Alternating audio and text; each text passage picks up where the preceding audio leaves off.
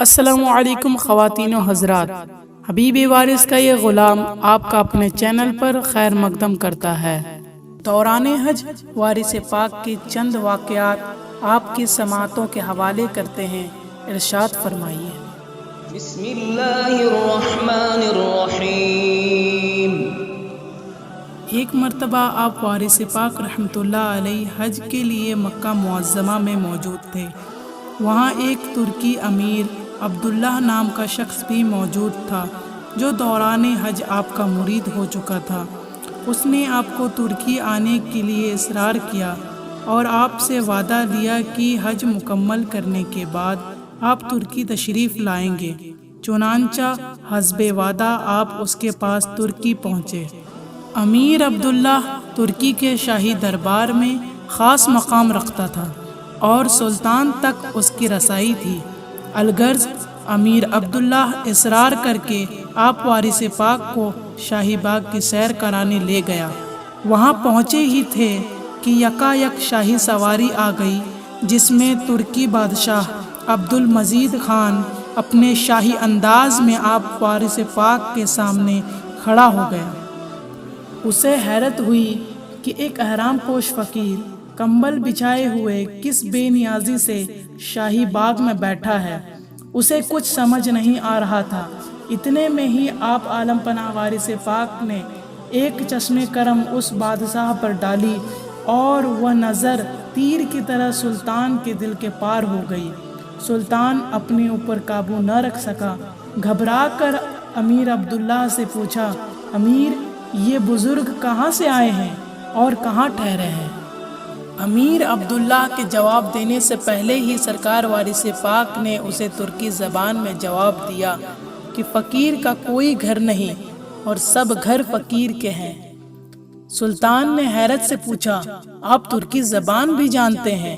آپ وارث پاک نے پھر اسے حیرت زدہ کر دیا یہ کہہ کے کہ ہمیں دل کی زبان آتی ہے اور جسے دل کی زبان آتی ہے وہ سب زبانیں جانتا ہے۔ سلطان اب لاجواب ہو چکا تھا۔ سب وزیر، غلام، خدام حیران ہو کر ایک دوسرے کی طرف دیکھ رہے تھے اور سوچ رہے تھے کہ یہ کس پائے کا بزرگ ہے جس کے سامنے عرب و حجب کا سب سے اعلیٰ سلطان بے بس اور مجبور کھڑا ہے۔ پھر سلطان نے کانپتے لبوں سے سرکار وارث پاک کو شاہی محل میں چلنے کے لیے اصرار کیا، جسے سرکار وارث پاک نے قبول کرتے ہوئے اگلے روز آنے کا وعدہ فرمایا۔ دوسرے دن شاہی محل اللہ کے فقیر کے لیے سجایا جا رہا تھا۔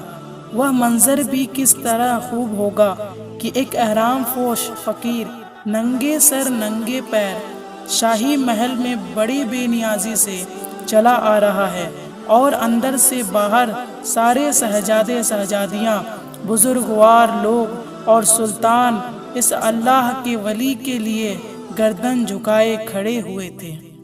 الغرض جب آپ سرکار وارث پاک محل میں تشریف لائے تو سب سے پہلے سلطان عبد المجید اپنے تمام اہل و آل سمیت آپ وارث پاک کا مرید ہوا اور اس کے بعد محل کے تمام اعلیٰ درجے کے لوگ آپ کے ہاتھ پر بیعت ہوئے۔ اس کے بعد شہر میں سلطان کے بیعت لینے اور عقیدت مندی کی داستان سن کر تمام لوگ محل کے باہر جمع ہو گئے تھے۔ لاکھوں کا مجمع سا کھڑا ہو گیا تھا۔ وہ پورا ہجوم آپ سے بیعت لینے اور غلامی حاصل کرنے کے جوش میں نظر آ رہا تھا۔